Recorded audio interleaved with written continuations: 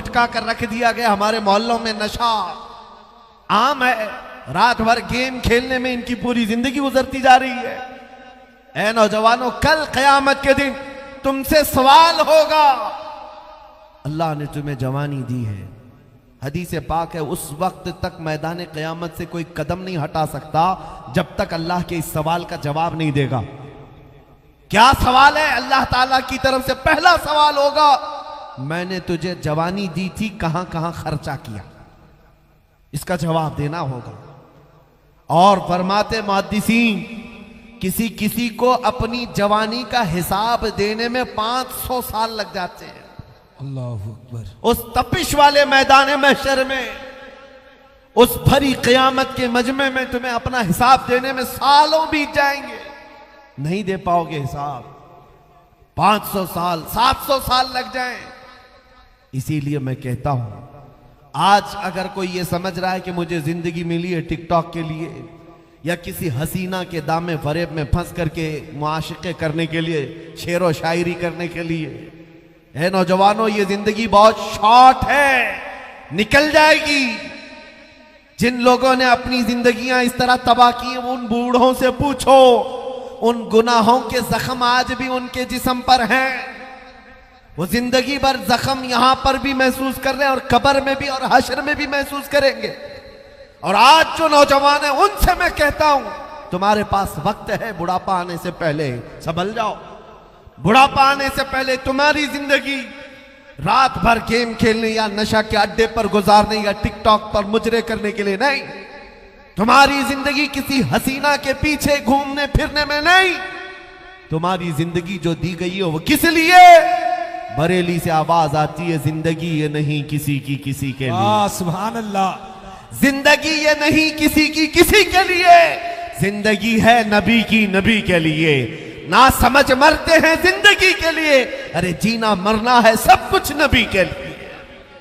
असल जिंदगी का मकसद ये है। क्या सहाबा इकराम की अपनी ख्वाहिशें नहीं थी? क्या उनके घर बार नहीं थे? आपको मैं बताऊं, ओहद के मैदान में जाने के लिए रात को ऐलान हुआ था। रात के वक्त जंग का बिगल बज गया। नबी करीम सल्लल्लाहु तआला अलैहि वसल्लम अपने सहाबा की सफ़ें दुरुस्त करने लगे। मैदान की तरफ बढ़ने के लिए रात को ही हुक्म हो गया। मदीने से 5 किलोमीटर दूर सहाबा अपनी सफ़ें लगा चुके। रात का वक्त है और उसी रात को चलना है मदीने से। जब सहाबा चलने लगे, आज ही का दिन है, मदीने में एक नौजवान की शादी हुई है, वह अपनी दुल्हन लेकर आया है। आज सुहाग रात है।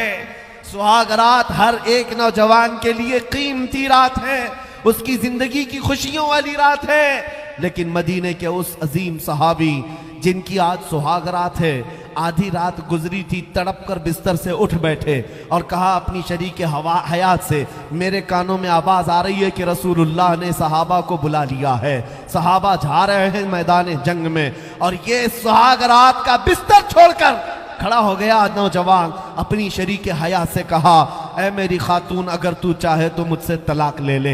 इद्दत गुजरने के बाद चाहे तो तू दूसरे से निकाह कर लेना, इसलिए कि मैं अपने नबी से एक कदम भी पीछे नहीं जा सकता। उनके बुलावे के बाद अब मैं बिस्तर पर आराम नहीं कर सकता। और अगर तू चाहे तो सब्र कर ले, मेरे आने का इंतजार करे। वो खातून ऐसी नहीं है, नई नवेली दुल्हन घर पर आई हो, हाथ जोड़े, पैर पकड़े और दूसरों के सामने गिड़गिड़ा कर कहे, भैया कहाँ मुझ सुहागन को अभागन किए जा रहे हो? कैसी ये बात है, आज की रात मुझे तन्हा किए जा रहे हो? नहीं, उस खातून ने दुखड़े नहीं सुनाए, गिड़गिड़ा कर वहां रो रो करके बातें नहीं की, बल्कि वो तन्हा दुल्हन बिस्तर से खड़ी होती और कहती है, मेरे सरताज कैसी बात कर रहे हो, तलाक किस लिए? जाएं फी अमानिल्लाह, जाएं अल्लाह की हिफ्ज़ अमान में छोड़ती हूँ। मुझे इस बात का फख्र है कि अगर आप सही सलामत जंग से वापस लौटेंगे, फख्र से मदीने में गाजी की बीवी कहलाऊंगी। और अगर नहीं लौटे जंग के मैदान से तो भी कोई बात नहीं, तब भी आपकी ये बीवी फख्र से कहेगी कि एक शहीद की बेवा, सुभान अल्लाह, रसूलुल्लाह के एक नौजवान सहाबी की बेवा हूं। आप जाएं, दुनियावी जिंदगी में तो आपने मुझे शरीक हयात बना ही लिया है, आखिरत की जिंदगी से अलग क्यों करते हो? वो खातून ने हाथ पकड़ करके भेजा अपने शोहर को, आज की रात शादी करने वाला वो नौजवान जब मेरे मुस्तफ़ा करीम सल्लल्लाहु अलैहि वसल्लम की सफ़ों में शामिल हो गया, हुजूर के साथ मैदान ओहद में पहुंच गया। उस मैदान ओहद में दूसरे दिन घमासान की जंग हुई थी। उसका बहुत ही अलग है। बहुत सारी जंगें हुई, लेकिन जंग ओहद में जो सहाबा कराम को नुकसान पहुंचा है, इस्लाम को नुकसान पहुंचा है, वो बहुत कम जंगों में हुआ है। 70 सहाबा जामे शहादत नोश कर चुके थे। मैदान ओहद में अमीर हमजा का सीना चाक करके कलेजा चबाया गया था। अब्दुल्ला बिन जहश के जिस्म के 80 टुकड़े कर दिए गए थे। ये वो जंग है जिसमें रसूलुल्लाह के दंदाने मुबारक शहीद हुए थे। ये बड़ी घमासान की जंग थी। यही वो जंग है जिसमें वो एक रात पहले शादी करने वाला नौजवान सैयदना हंजला शहीद हो गए। पहली रात, एक रात गुजार कर आने वाला दूल्हा मैदान जंग में शहीद हो गया। और जंग जब खत्म हो गई, लाशें जमा की जा रही थी। 70 सहाबा की लाशें, नबी करीम सल्लल्लाहु तआला अलैहि वसल्लम हर एक की जनाजा, सारे सहाबा की जनाजे की नमाजें पढ़ा रहे थे। उस असना में सहाबा ने कहा, या रसूल अल्लाह, हमने हंजला को शहीद होते देखा है, कत्ल होकर गिरते देखा है, लेकिन लाश मैदान में नजर नहीं आती, लाश कहीं नजर नहीं आती। हुजूर पाक सल्लल्लाहु तआला अलैहि वसल्लम ने सर झुकाकर थोड़ी देर आराम फरमाया। उसके बाद कहा, फलां जगह देखो, हंजला की लाश रखी होगी। सहाबा गए तो देखा उनकी लाश रखी हुई थी, लेकिन किस हालत में? उनको मुकम्मल ऊपर से नीचे तक गुस्ल दिया हुआ था। उनके जिस्म पर पानी के कतरात टपक रहे थे। सहाबा उठा करके ले आए और हुजूर पाक सल्लल्लाहु अलैहि वसल्लम के पास अर्ज किया, आका मैदान ओहद में पानी नाम की कोई चीज ही नहीं, यहाँ पीने का पानी नहीं, हंजला को गुस्ल किसने दिया? हुजूर ने मुस्कुरा कर कहा, जैसे ही ये शहीद हुए, अल्लाह के फरिश्तों की एक जमात आई, हंजला को आसमानों पर ले जाया गया, इनको जन्नत के पानी से गुस्ल दिया गया और वापस मैदान ओहद में लाकर रख दिया गया। अब मैं आपको बताऊं मेरे अजीजों, बात यह है, सहाबा ने पूछा, आका आपका फरमान तो है, शहीद होता है उसे गुस्ल नहीं दिया जाता, उसे कफन नहीं दिया जाता, बल्कि वो जिन कपड़ों में शहीद हुआ है उन्हीं कपड़ों में उसे दफन कर दिया जाता है। ये शहीद का एजाज है, ये शहीद का एजाज है। उसे दुनिया के पानी से गुस्ल नहीं दिया जाता और ना ही हमारे कपड़े पहनाए जाते हैं। वो जिन कपड़ों में शहीद हुआ है उन्हीं कपड़ों में अल्लाह की बारगाह में उसे भेजा जाता है, इसलिए कि मौला करीम को उसकी वही अदा सबसे ज्यादा पसंद है जो अपने घर से पहनकर निकला था, वही पहनकर बारगाह रब्बुल आलमीन में जाएगा। सहाबा ने पूछा, लेकिन ये हंजला के साथ क्या हुआ? सारे शुहदा को तो हमने गुस्ल नहीं दिया, लेकिन हंजला को गुस्ल क्यों दिया गया? मेरे आका ने फरमाया, जाओ उसकी बीवी से पूछो, पता चलेगा। हंजला को जो गुस्ल दिया गया है वो मौत का गुस्ल नहीं है, वो जनाबत का गुस्ल है। रात को अपनी बीवी के साथ शब्बाशी किया था, लेकिन गुस्ल करने तक का उसके पास वक्त नहीं था। वो ये कहकर घर से निकल गया, नहाने में कहीं देर ना हो जाए और हुजूर की जमात आगे ना निकल जाए। अल्लाह जीज़ान गिरामी वक़ार, ये वो सहाबा की जमातें थी जिन्होंने अपनी जवानियां मेरे नबी पर वार दी हैं, हुजूर पाक सल्लल्लाहु अलैहि वसल्लम के लिए कुर्बान किया है। एक काले रंग के हबशी सहाबी थे, हुजूर के पास आए, अब्दुल्ला अस्वद, कहा आका शादी की ख्वाहिश है, माल नहीं है, गरीबी है बहुत ज्यादा, या रसूल अल्लाह सल्लल्लाहु अलैहि वसल्लम मुझे किसी लड़की से शादी करने का मौका मिल जाए तो मैं भी घर बसा लूं। हुजूर पाक सल्लल्लाहु तआला अलैहि वसल्लम ने उनकी ख्वाहिश को देखते हुए मदीने की एक अंसार सहाबी की बेटी से उनकी सगाई तय फरमा दी। हुजूर का फरमान था, सहाबी ने अपनी बेटी देने पर रजामंदी जाहिर की। अब शादी का सामान लाना था, हुजूर पाक सल्लल्लाहु अलैहि वसल्लम ने चंद सहाबा के जरिए से उनकी मदद करवाई। अब्दुल्ला अस्वद को कहा गया, ले जा ये शादी के कुछ सामान ले आ जा। शादी के लिए अपने घर बार में जो सामान लगता है वो खरीद कर लिया। ये अब्दुल्ला अस्वद मैदान में यानी बाजार में शादी का सामान खरीदने गए। दूल्हा आज कितने ताव से जाता है अपनी शेरवानी खरीदने, शादी हो रही है, बड़े ख्वाहिश हैं, लेकिन वह अब्दुल्ला अस्वद अपनी शादी का सामान खरीदने गए बाजार में। अचानक कानों में आवाज आई, अल्लाह के नबी सल्लल्लाहु अलैहि वसल्लम के साथ सहाबा की जमात जिहाद में जा रही है, जंग में जा रही है। ये भी ओहद का मैदान ही था।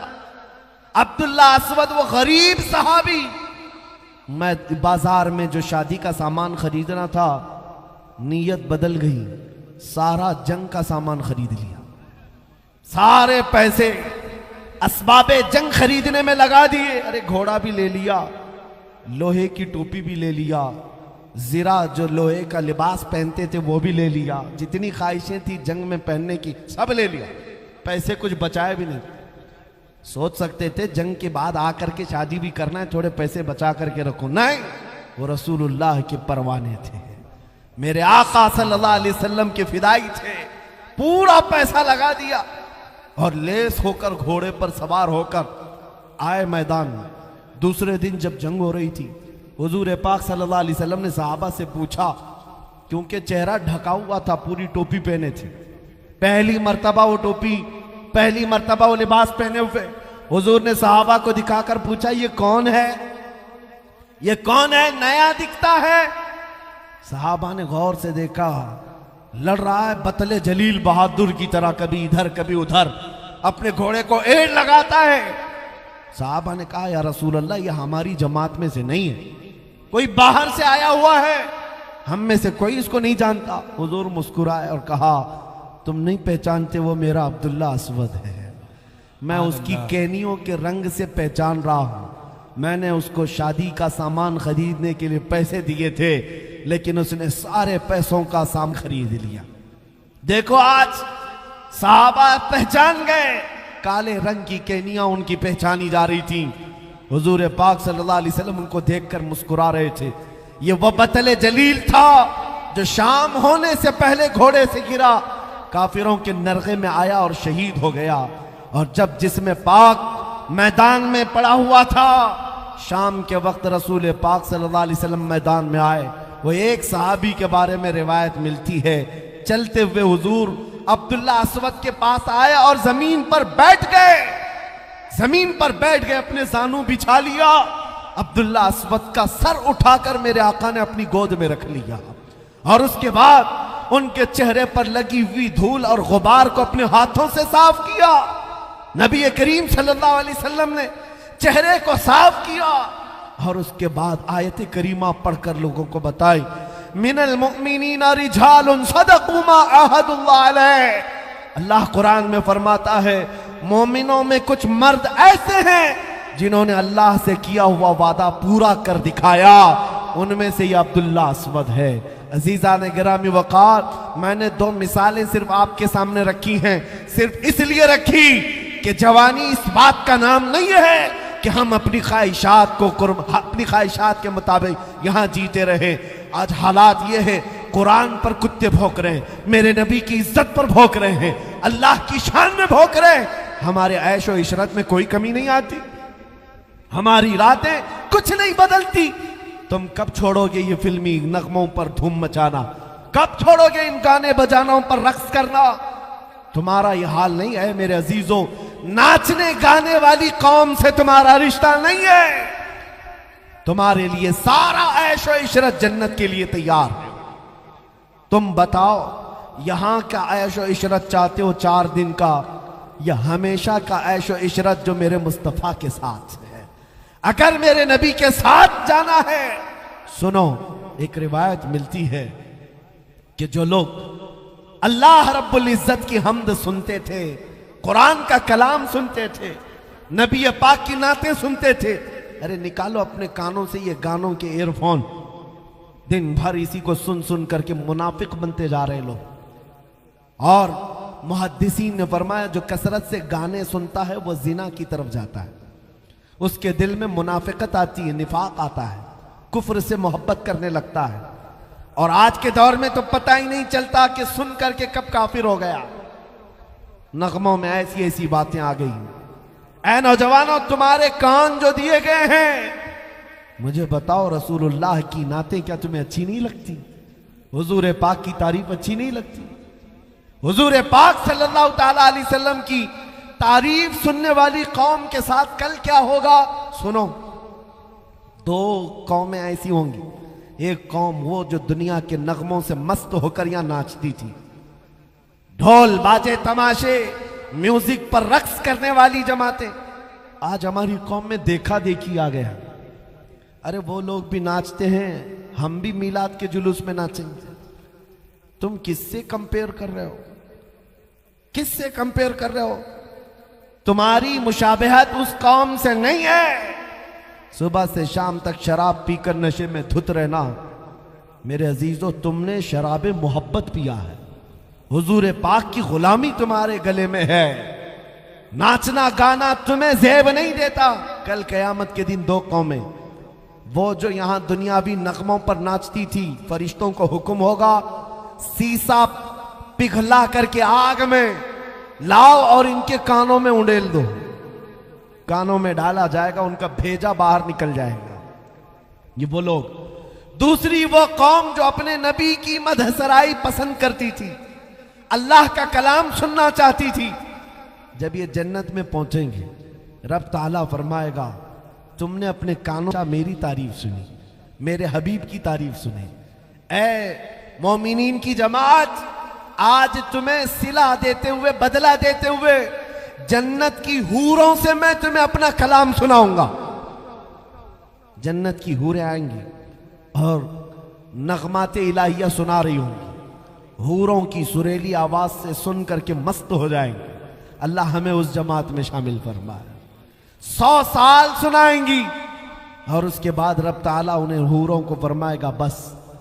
और उस कौम से पूछेगा मौला ताला मोमिनीन से, बस हो गया, पेट भर गया सुन सुन करके?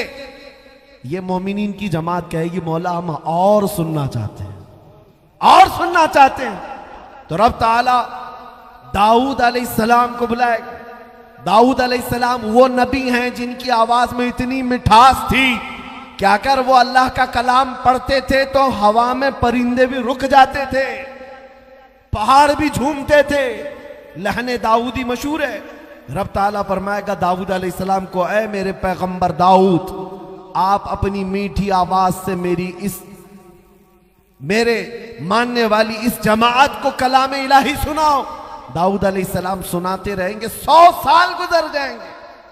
100 साल के बाद वो खामोश हो जाएंगे। रब ताला फिर पूछेगा, ऐ मोमिनीन की जमात, बस हो गया, पेट भर गया, सैराब हो गए? ये कौम कहेगी मौला और सुनना चाहते हैं, इसमें मस्ती है, इसमें और हम सुनना चाहते हैं। सुनो, बदला क्या मिलेगा जन्नत के अंदर? रब ताला फरमाता है 100 साल हुराने जन्नत से इनको अपने कलाम सुनवाए, 100 साल दाऊद अलैहिस्सलाम से सुनवाए। फिर मौला फरमाता अब हिजाबात हटाओ, मैं सुनाऊंगा, ये सुनेंगे। सुभान अल्लाह, सुभान अल्लाह। इससे बड़ी नेमत क्या हो सकती है मेरे अजीजों?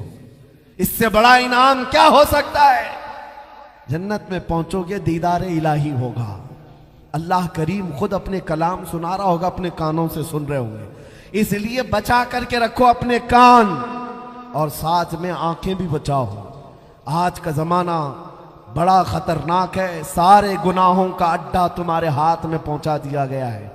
बस अपनी उंगली की टच से सारे गुनाहों को आंखों के सामने ला सकते हो।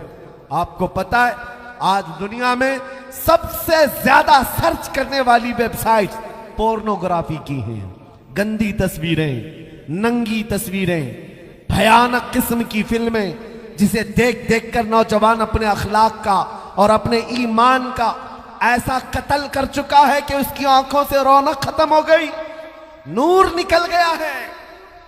तुम्हारी आंखें इन बेहया चीजों को देखने के लिए नहीं। कितने दिन मजा आएगा? ये गुनाह की लज्जत ऐसी है जैसे खुजली की। खुजाओ तो अच्छा लगता है, छोड़ देने के बाद जख्म होता है। गुनाहों की लज्जत थोड़ी देर की है। ये थोड़ी देर के लिए तुम हमेशा का जख्म मत पालना। आंखें तुम्हारी इसलिए नहीं है कि मोबाइल की स्क्रीन पर गंदी और भयानक तस्वीरें रात में तन्हाई में बैठकर देखते रहो। नहीं, निगाहें जो तुम्हें दी गई हैं वो किस लिए दी गई? वो इसलिए दी गई हैं कि तुम दुआ करो, कुछ ऐसा कर दे मेरे किरदिगार आंखों में, हमेशा नक्श रहे रूए यार आंखों में, उन्हें ना देखा तो किस काम की है ये आंखें कि देखने की है सारी बहार आंखों में। ऐ मेरे अजीजों, तुम आंखें संभाल रखो, इसलिए कि इन आंखों से हमें अपने हबीब को देखना है, आमिना के लाल को देखना है, मकीने गुंबदे खजरा को देखना है। दिल पर हाथ रख कर के बताओ, मैं अपनी गुफ्तगू खत्म करने जा रहा हूं। मेरे आखिरी जुमले हैं, तवज्जो से। क्या तुम्हारी आंखों में आज ये तलब है या नहीं कि मरने से पहले एक बार मकीने गुंबदे खजरा को देखना है? तलब है या नहीं? जी, अगर तलब है में ये पुकारना होगा, मेरे आका आओ कि मुद्दत हुई है तेरी राह में आंखियां बिछाते बिछाते, तेरी यादों में तेरी हसरतों में बड़े दिन हो गए घर को सजाते सजाते। या रसूल अल्लाह, सुना है आप हर आशिक के घर तशरीफ लाते हैं, मेरे घर में भी हो जाए चिरागा, मेरे घर में भी हो जाए चिरागा। कसम रब्बे जुल जलाल की, जिन आंखों ने वो जमाल एक बार देख लिया, दुनिया का सारा हुस्न लाकर उसकी आंखों के सामने रखो, वो ठोकर मार देगा, कभी हुस्ने मुस्तफा को धोखा नहीं दे सकता। मेरे आका है, वो जुल्फ अपनी लहरा रहे हैं, यहाँ का मौसम बता रहा है, वो जुल्फ अपनी लहरा रहे हैं। अरे सवारी तैबा से चल पड़ी है, हुजूर तशरीफ ला रहे हैं। नारे तकबीर, नारे रिसालत, सरकार की आमद, आका की विलादत, मौला की विलादत, गुलाम है, गुलाम है। जब हमारा ये मानना है कि हुजूर की तरफ हमारी तवज्जो और नबी हमारी तरफ मुतवज्जे हैं, तो फिर हम बारगाह मुस्तफा में हुजूर को ही गवाह बना करके कहेंगे इंशाअल्लाह। इंशाअल्लाह। मैं जानता हूं सुन्नियों का मजमा, मैं आधी बात कहूंगा और बाकी की ये खुद ही कंप्लीट करेंगे, क्योंकि पता है, मैं पता है हालात ने बदला है लेकिन दिल से नहीं बदले हैं। बार बार मैं कहता हूं, या रसूल अल्लाह, आपकी उम्मत गुनहगार तो हो गई लेकिन गद्दार नहीं है, गद्दार नहीं है, दिल से चाहती है। आज ये आज़म करके उठेंगे करबला के मैदान से, हुजूर को गवाह बनाकर, या रसूल अल्लाह, दहन में जुबान तुम्हारे लिए, बदन में है जान तुम्हारे लिए, हम आए यहाँ तुम्हारे लिए, उठे भी वहाँ तुम्हारे लिए। अपना सब कुछ गुंबद खजरा कल भी था और आज भी है, मेरे नबी से मेरा रिश्ता कल भी था और आज भी है। और एक बात आखिरी है, अब लौ लगाना छोड़ दो, नेताओं के चक्कर काटने छोड़ दो, और इनके हाथ सिवाय लॉलीपॉप के और कुछ नहीं मिलता, झुंझुना दे करके हिलाने के अलावा कुछ नहीं दिया जाता। ये सिर्फ और सिर्फ थपकियां देकर भेज सकते हैं। तुम्हारे जज्बात से हमेशा खेलते रहेंगे। हकीकत में हमें अगर कोई देता है, कौन देता है? देने को मुंह चाहिए। कौन देता है? देने को मुंह चाहिए। अरे देने वाला है सच्चा हमारा नबी, देने वाला है सच्चा हमारा नबी। लब्बैक या रसूल अल्लाह, लब्बैक या रसूल अल्लाह, लब्बैक या रसूल अल्लाह, लब्बैक या रसूल अल्लाह। लब्बैक या रसूल अल्लाह।